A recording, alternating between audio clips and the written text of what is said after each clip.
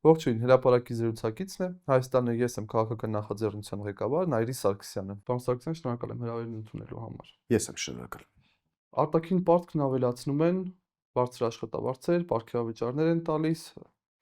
Մարդկանց հետ ներկայացնում են, թե դպրոց մանկապարտեզ ենք կառուցում։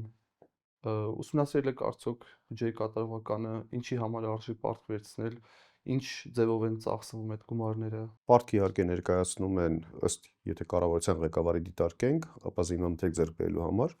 հենց հանրային արձագանք է հնչում, որ դուք ստում եք եւ որևէ կերպ, որևէ այդպես զինամթերք զինտեխնիկա ձեռք բերելու վրա չի ծախսվել, շատ շտապ կերպով վերաձևակերպում եւ ասում են, այսինչ գործողության կատարման համար է արվել։ Պարտք իրականում ներգրավվել է եւ Հայաստանի Հանրապետությունում լրացուցիչ արժեք չի ստեղծվել։ Հայաստանի Հանրապետության բյուջեի եկամտային մասի վրա որևէ կերպ ազդեցություն չունի։ Ցանկացած պարտքի ներգրավում առաջնային նպատակ եւ առաջնահերթությունը պետք է սահմանի ապագա եկամուտների աճը բյուջետային։ Այսինքն պարտքով այնպիսի ներդրումներ կատարվի, այնպիսի շահութաբեր ոլորտներում ներդրումներ կատարվի,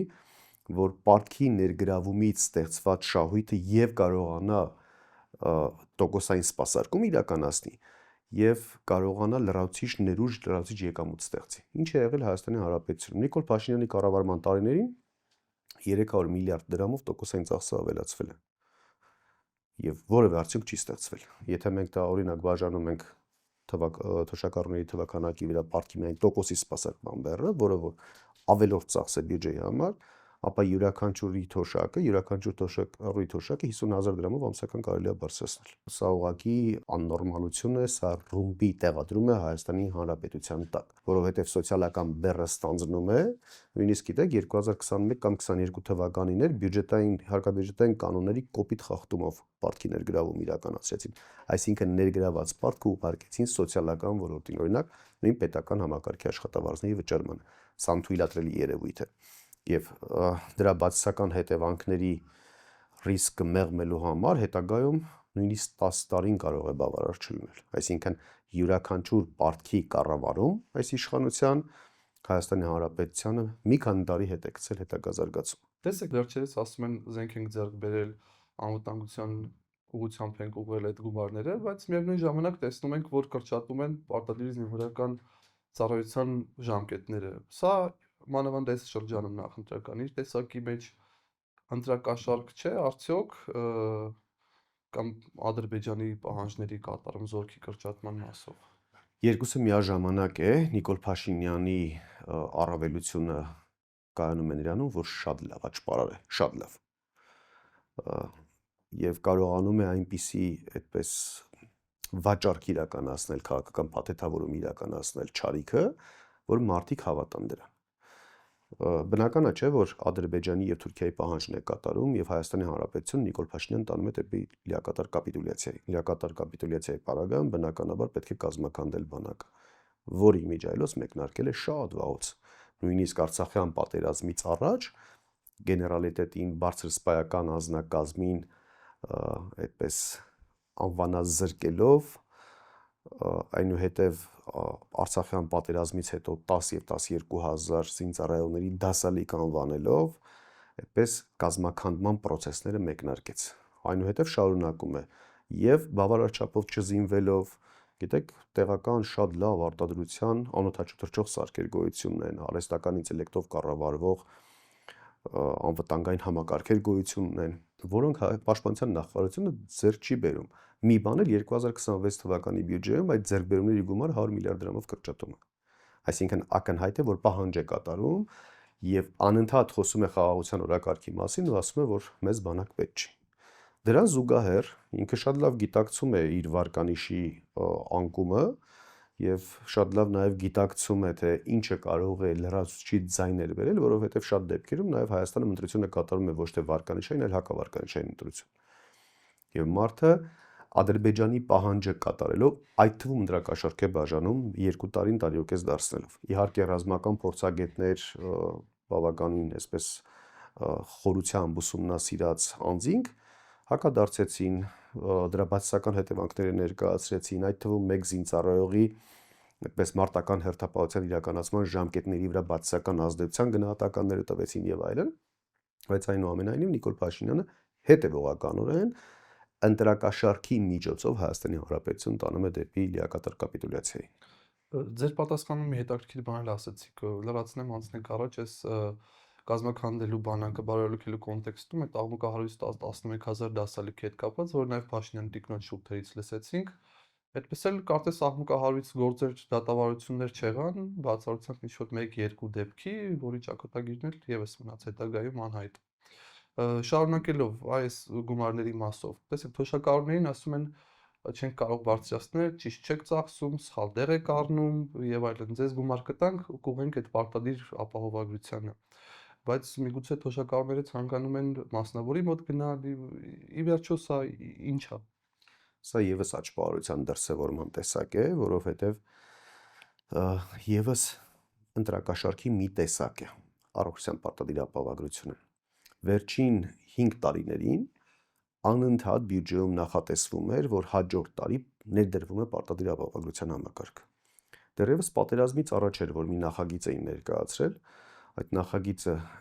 քննադատեցինք, հետ կանչվեց, դրանից հետո յուրաքանչյուր տարի ասում են ներդրում ենք։ Հիմա շտապողականություն են դրսևորել, որովհետև 2026 թվական ընտրությունների նախընտրական տարի է, եւ փորձում են եւս մի կաշառքի ձևաչափով մարդկանց այսպես վստահություն ներշնչեն, որ դուք առողջապահական ծախսեր չեք կատարել։ Բայց ինչու մենք դեռևս չենք անդրադարձել այս նախագծին, որովհետև ինքը դեռ այնքան կիսատ պրատ է, որ դեռևս իմաստ չունի դրան անդրադառնալ։ Այսինքն ընդունվում է կամ մշակվում է մի օրենք, որը չի նախատեսում ապահովագրական ծածկույթի չափը։ Մենք չգիտենք որ հիվանդությունները, որ խորհրդատվությունները եւ բուժման որ տեսակներն են մտնելու ապահովագրական ծածկույթի տակ։ Ընդ որում օրենքով կան շատ վտանգավոր ձևակերպումներ։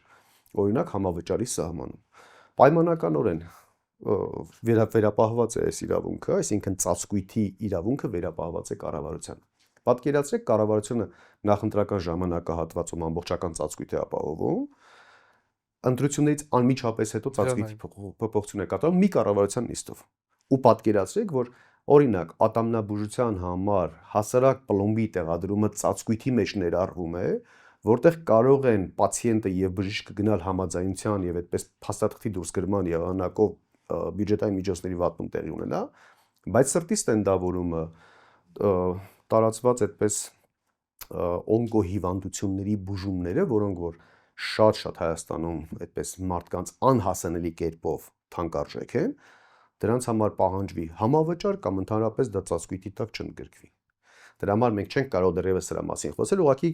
կարող ենք հետևյալ ձևակերպումը տալ։ Շատ աննորմալ օրենք է, մի հատ տեխնիկական խնդիր էլ ասեմ ու իր վերջնական այսպես եզրափակում անեմ։ Ամեն ինչ էլեկտրոնային եղանակով է, այսինքն գրանցվել է ապահովագրական այդ պոլիսի ստացումը եւ այլն, այն պարագայում, որ Հայաստանի Հանրապետության բնակչության կեսից ավելին ID card չունի եւ չի կարող այդ process-ի ուղղակի մասնակիցը դառնալ։ Այսինքն սա հերթական աճպարարությունն է, հերթական ընտրակաշառքն է, որի աշխատելու պարագայում մենք չգիտենք դրա բացասական հետևանքները ինչքան են լինելու։ Օրինակ լսած կլինեք վստահ եմ, որ մարդիկ գնում են հիվանդանոցային ինչ որ ծառայություններից օգտվելու պետպատվերի շրջանակներում, ասում են պետպատվերը վերջացել է։ Այս աննորմալ ձևակերպում վստահաբար լսել եք։ Բավականին լուրջ խնդիր է, հա, վերջին Դուք պատկերացրեք, ասեն ապահովագրական հիմնադրամի գումարները վերջացել են։ Այսպիսի հիմարության մասին ենք մենք խոսում։ Հետևաբար թողնենք օրենքի վերջնական ընդունումից եւ կառավարության որոշումից հետո բավականին մանրամասն ծավալուն մենք հանդես գանք հայտարարության։ Անսարքցյան հայտարարագրումների մասով այստեղ ինչ է ի վերջո կատարվում, ինչ որ փոփոխություններ եղան, կարծես մարդկանց ասում, եթե միայն աշխատավարձ եք ստանում, մենք ձեր փոխարեն կանենք, ավտոմատ կլինի դա, լուրջ ճնշումներ եղան այս մասով, մարդիկ չեն հայտարարագրում, մարդիկ ընդդիմանում են, այդ թվում նաև դուք արշավ եք սկսել այդ մասով, դա էլ հաստատ նպաստեց իր չափով։ Հիմա ասում են ավտոմատ կլինի, ձեր փոխարեն կանենք, ինչ է կատարվում, ինչ եղավ ի վերջո, սա ինչ փոփոխություն էր։ Ոչ մի բան էլ չեղավ իրականում, հերթական նորից աճպարություն եւ մանիպուլյացիաներ, այսինքն իրենք հրապարակային կերպով այդքան համարձակություն չունեցան ընդունելու դրա չարիքի ձևակերպումը եւ իրենց պարտությունը արձանագրելու, այդ համարձակությունը չունենալով ինչ որ մի ձևակերպում իրականացրեցին, իբր թե պարզեցին եւ ներդրեցին համակարգ։ Համակարգը ներդրված չէ։ Այսինքն մարդիկ, ովքեր որ աշխատավարձ են ստանում կամ մարդիկ, ովքեր որ բանկերից ստանում են ավանդի դիմաց տոկոսներ կամ ապահովագրական ընկերություններից փոխհատուցումներ, սրանք տեղեկություններ են, որոնք որ ավտոմատ կերպով գեներացվում է եւ հարկային մարմնում դա կարող է լինել։ Այսինքն ըստ էության, պատկերացրեք անձնավորված հաշվառման ֆիզիկական անձանց անձնավորված հաշվառման հաշվետվություն է ներկայացում հարկային մարմին, այսինքն այնտեղ երևում է որ Պողոս Պողոսյանը տարվա ընթացքում ստացել է 1 միլիոն դրամ աշխատավարձ։ Հիմա դա մի պատոհանից տեղափոխել հայտարարագրի պատոհան, սա ուղղակի աննորմալություն է, չէ՞։ Այսինքն այսպես թե այնպես էս տվյալը կա, իրաք տիրապետում են այս տվյալին։ Բայց հասարակությունը ցույց տվեց, որ այնուամենայնիվ մենք չենք ներկայացել։ Դուք համարում եք ավտոմատ ներկայացված։ Մենք հաջորդ ուղերձ տվեցինք հասարակության, ասացինք հարկային օրենսգրքի համաձայն եւ իհարկե պատասխանատվության ենթարկելու բոլոր իրավական նորմերի վերլուծությունով, համակցված վերլուծությունով, այդքան չծանրաբեռնեմ մասնագիտական տերմինոլոգիայով, մենք հասարակության ուղերձ տվեցինք, որ ձեր փոխարեն փաստորեն ներկայացնում է պետեկամուտների կոմիտեն եւ դուք չեք կարող պատասխանատվության ենթարկվել ձեր չկատարած արարքի համար։ Պետեկամուտների կոմիտեն է ներկայացրել, թող ինքը պատասխանատվության ենթարկվի։ Ու այսպես բաց ինքը մնացել է եւ մեր ուղերձը նաեւ առիթ օգտագործելով եւս մեկ անգամ հիշեցնեմ մեր հասարակությանը, որ մինչեւ ընտրություններ որևէ վտանգ նրանց չի սպառնում, որևէ տեսակ։ Այ հունիսից հետո ինչպիսին կլինի արդեն ընտրությունների արդյունքները, դրանից հետո կարող ենք կանխատեսել։ Իշխանափոխության պարագայում մասնավորապես երբ որ մեր մոտ հաջողվի, դա բնականաբար կչեղարկվի։ Նիկոլ Փաշինյանի վերարտադրվելու պարագայում մի հատ օրենսդրական փոփոխություն պետք է նախաձեռնեն ֆիզիկական անձանց մոտ հարկային ստուգում իրականացնելու այդպես լիազորության սահմանում, որի միջալոց նախաձեռնել էին 2 տարի առաջ, հանրային լայն այսպես արշավի արդյունքում կարողացանք մենք չեղարկել դա։ Այսինքն հասանք հաջողության, որ չեղարկվեց։ Հիմա վստահեցնում Նիկոլ Փաշինյանի վերարտադրության պարագայում սա դա գալու է առաջնային օրակարգ, բնականաբար արդեն կբերի իր հետ բոլոր հետևանքները։ Հույս ունենանք եւ աշխատենք այն ուղղությամբ, որ չլինի, բայց այնուամենայնիվ շարունակելով թեման, եթե շարունակվում է այնպես ինչպես կա, այ կան բազմաթիվ քաղաքացիներ, ովքեր մտահոգ են ու հաշվի առնելով նախկինում ունեցած փորձը, տխուր նախադեպերը, թե ինչ են ասել, ինչ են արել կամ ինչ-որ բաներ են արել ու ամեն հաջորդ քայլը ավելի վատ է եղել մարդկանց համար, շատ մարդիկ մտահոգություն ունեն, օրինակ, չգիտեմ, 150-200 դրամ աշխատավարձ ստացող մարդիկ, ովքեր գրանցված աշխատող են, կամ ինչ-ինչ հանգամանքներով պայմանավորված կան մարդիկ, ովքեր չգրանցված աշխատող են, որոշակի եկամուտներ ունեն։ Այ մտածում են այդ մարդիկ, թե ինչ վտանգներ է իրանց սպառնում, հաջորդ քայլերը ինչ է լինելու այս իշխանությունների իրանց մասով։ Վստահաբար ունեն, չէ, ինչ-որ մեխանիզմներ այդ մարդկանց էլ ինչ-որ հարկելու դաշտ բերելու։ Այս մասով ինչ։ Իրենք արդեն ազնիվ խոսում են հարկվելու մասին, իհարկե մասնագիտական պաշտոնյաներ են խոսում, ովքեր որ քաղաքական թիմի անդամ չեն, եւ այո հայտարարում են, որ պետք է հարկվի։ Օրինակ 150,000 դրամ աշխատավարձ ստացող միմյանց միջև փոխանցումներ կատարելուց քարտային եղանակով յուրաքանչյուր փոխանցած գումարի 20% պետք է հարկ վճարեն։ Դա իրական չի գումարի մասին է խոսքը, այսինքն բոլորին փորձում են բերեն հարկային դաշտ եւ բոլորի գլխին կախում են Դամոկլյան սուր ցանկացած պարագայում մարդկանց կառավարելու համար։ Այսինքն սա տնտեսական բռնության գործիք է, որը հետագայում դառնում է քաղաքական բռնության գործիք։ Այստեղ նաև խնդիր ունենք բանկային գաղտնիքի մասով, ճիշտ է, սա մարդկանց իրավունքների ոտնահարում է։ Այ այս մասով համապատասխան մասնագետների ընդդիմության շրջանում ինչ որ քննարկումներ, կոնսոլիդացիա, ռազմավարություն, եթե համառորեն շարունակում է իշխանությունները ու Աստված մի արասցե վերընտրվում են 26-ին։ Ինչ որ քննարկումներ այս մասով, այդ ռազմավարություն կա մշակած, ինչ անել ի վերջո, արդեն սա աննախադեպ ձևի մարդկանց անձնական կյանք են մտել, բանկային գաղտնիքին հասանելիություն եւ այլն։ Տեսեք, նաև հետաձգումը եւ այս օրենսդրական կարգավորումը իշխանությունը իրականացրեց, որպեսզի մենք ակցիաներին խոստացել էինք, որ ակցիաները շատ ավելի լայն թափ են ստանալու եւ այդ ակցիաների ժամկետները, եթե Աստված մի արած իրապես այս իշխանությունը վերընտրվեց, մենք ելնում ենք այն կանխավարկածից, որ այս իշխանությունը չի կարող վերընտրվել։ Բայց այնուամենայնիվ, եթե տեղի ունեցավ վատագույն սցենարը,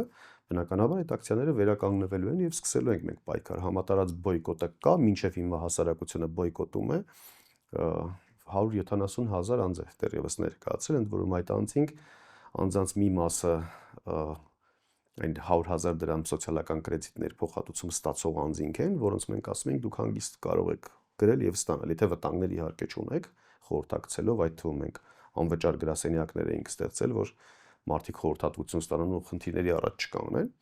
Երկրորդ, այսպես շերտը, ովքեր որ ներկայացրել էին հայտարարագիր, դա այն անձինք են, ովքեր կազմակերպությունների բաժնետերը սեփականատերեր են, որոնք այսպես թե այնպես պետք է ներկայացնեն եւ այո, մենք կողմ ենք այս կոնտինգենտի ներկայացման, այսինքն բարձրաստիճան պաշտոնյաների, խոշոր բիզնեսմեններին եւ այլն մենք կողմ ենք որ ներկայացնեն։ Հետևաբար կարող ենք ասել, որ լիակատար ձախողված է process-ը եւ այո, ամբողջ հայ հանրությունը միացել է ակցիային։ Եվ պատկերացրեք ամբողջ հայ հանրության փորձեն մի հատ էլ իրենց վերարտադրման պարագայում պարտադրեն, պատկերացրեք մենք որքան գործիքակազմ ունենք եւ ինչ կարող ենք անել, որ դա անպայման չեղարկենք։ Պարոն Սարգսյան, տեսեք, եվրոպացիներն անթակույց միջամտում են մեր քաղաքական գործընթացներին, փող են տալիս այս իշխանություններին, իբրև թե արտաքին ազդեցությունների հետ կապված պայքարելու, բայց չէ՞ որ սա վառ օրինակ է, ցուցիչ է արտաքին ազդեցության, ու ինչ անել, ինչ անի ընդդիմությունը այս դեպքում, երբ իշխանությունները, իշխող կուսակցությունը նման ազդեցություն ունի արտաքին։ Առաջին հերթին պետք է հասարակության հետ բաց խոսել եւ իշխանությունների մանիպուլյացիաների եւ կեղծիքները բացահայտել անընդհատ։ Սա անկախ նրանից ընդդիմությունը միմյանց հետ համագործակցում է, կոնսոլիդացվում է թե ոչ, կան հարցեր, որոնց շուրջ պետք է միասնական դիրքորոշում անընդհատ հասարակությանը հիշեցվի, որովհետեւ հասարակությունը իր առօրյա հոգսերով է տառապում եւ այսքան ինֆորմացիոն տարափի մեջ ուղղակի չի հասցնում ճշգրիտը ոչ ճշգրիտից տարբերակի ու վերլուծի ու օբյեկտիվորեն չի էլ հասնում, որովհետեւ այնքան խնդիրներ ունի, մեկի հիվանդություն, հաջորդը ազավակի ապագայի ստեղծում, հաջորդը հացի խնդիր եւ այլն։ Հիմա տեսեք, Նիկոլ Փաշինյանն ինչ է ասում։ Ասում է ես պայքարում եմ Հայաստանի ինքնիշխանության համար եւ ես պայքարում եմ Հայաստանը գուբերնիա չդարձնելու, միութենական պետության մաս չդարձնելու համար։ Միևնույն ժամանակ քարոզ է տանում եվրո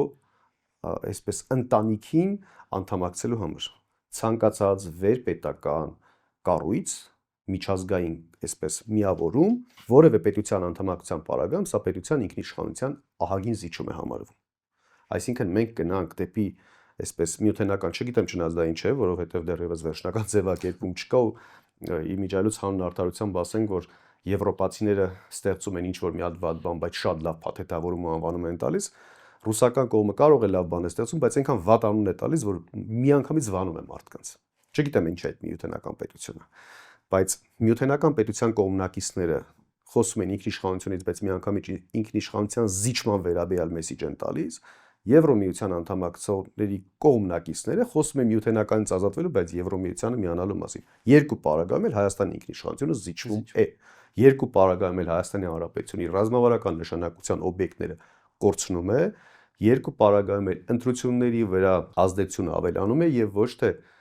Հայաստանի Հանրապետությունում ընտրությունները Հայաստանի Հանրապետության քաղաքացիների կամ մարտահայտման արգասիքը կամ դրսևորումն է, այլ ինչ որ Եվրոմիության, ինչ որ եվրոպական երկրի կամ այլ երկրի կամ ինչ որ ռուսական կամ ռուսական ազդեցության երկրների։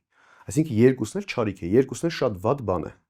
Եվ ռուսական այսպես կողմնորոշումը, որ գնալ անդամակցել միութենական պետություն եւ եվրոպական միության։ Բայց դեռևս գոնե վերջին ժամանակահատվածում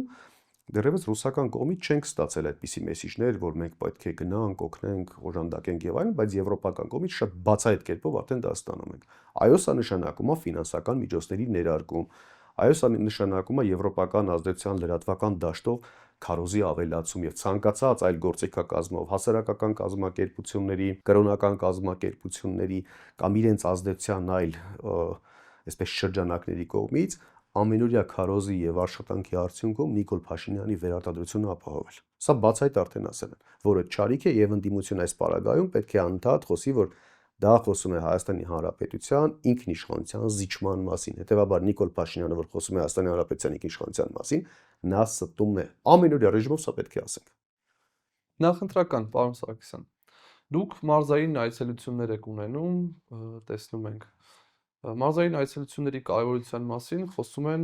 բոլոր ուժերը, բոլոր քաղաքական ուժերը, ընդդիմությունը, բայց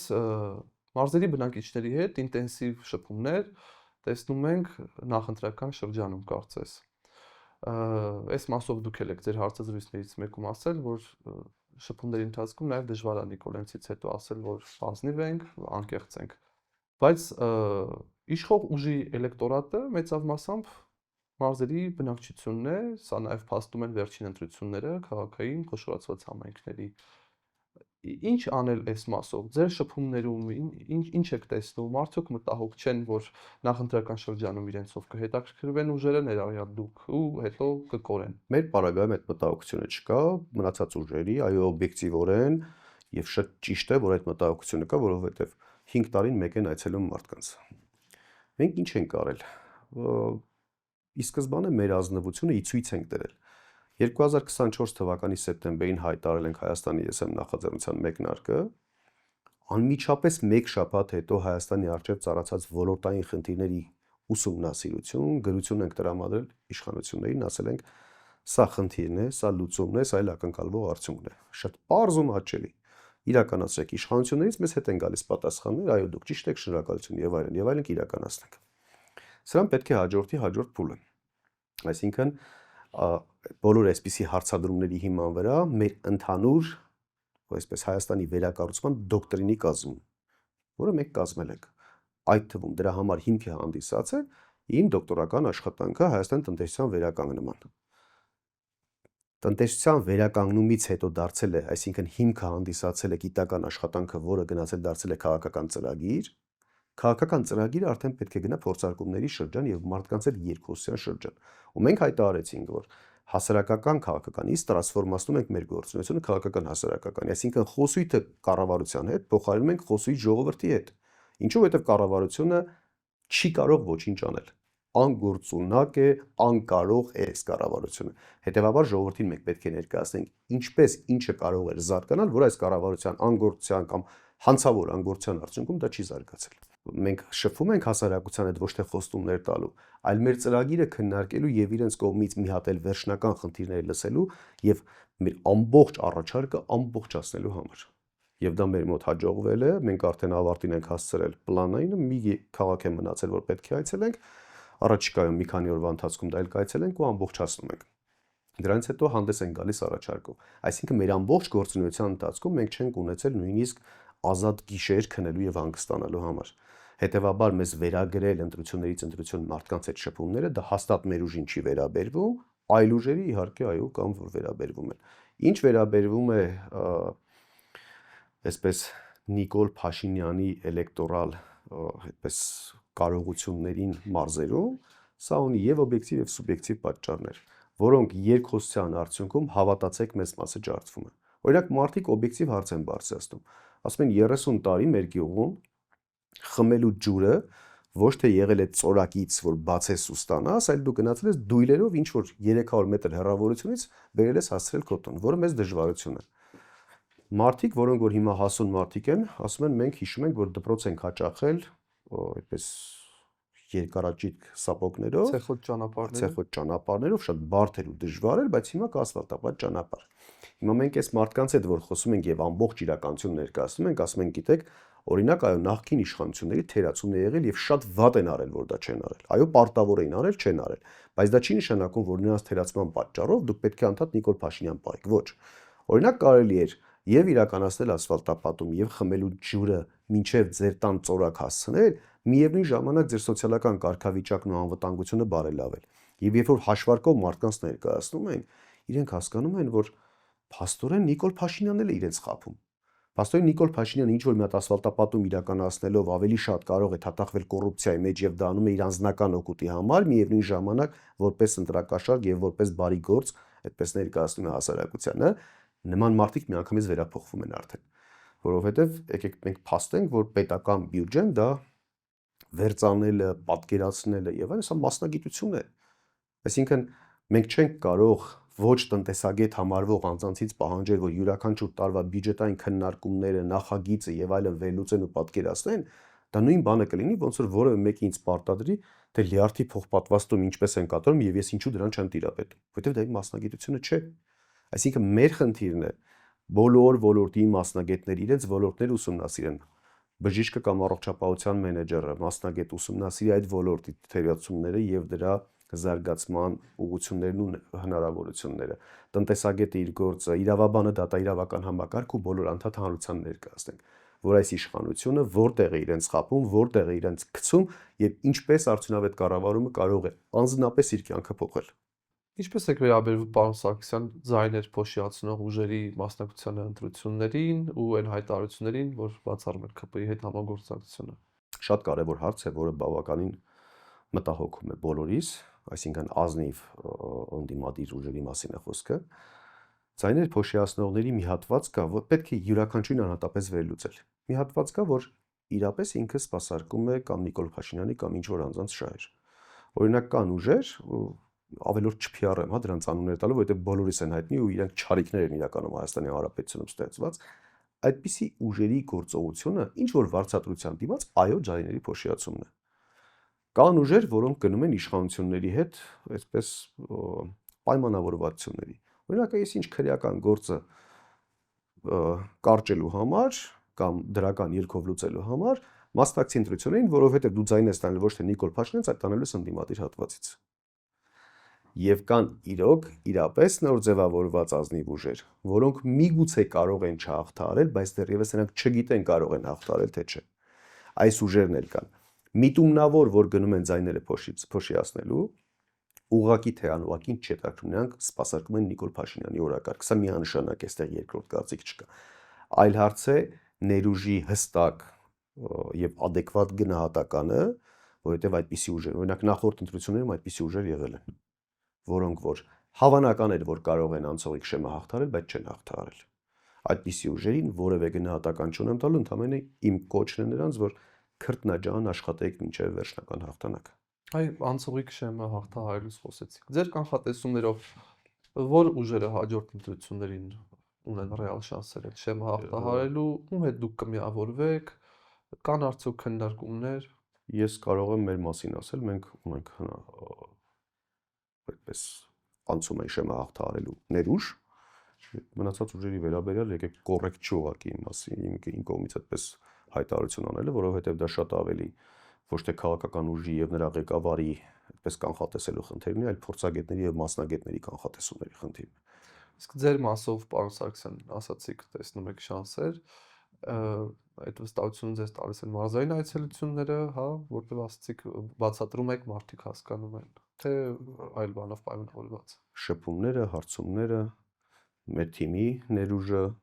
հաշվարկները, ընտրությունները դրանք շատ պրագմատիկ եւ շատ չոր հաշվարկներ են պահանջում։ Մեզ վստահություն տալիս է մեր հաշվարկը։ Եկեղեցու մասով, պարոն Սարգսյան, այս պահին, երբ մենք ձայնագրում ենք այս հաղորդումը, այսօր ընդամենը ժամեր անց ըստ իրենց հայտարարության, այդ Տիրադավ եպիսկոպոսների հայտարարության, որը եղավ, կարծես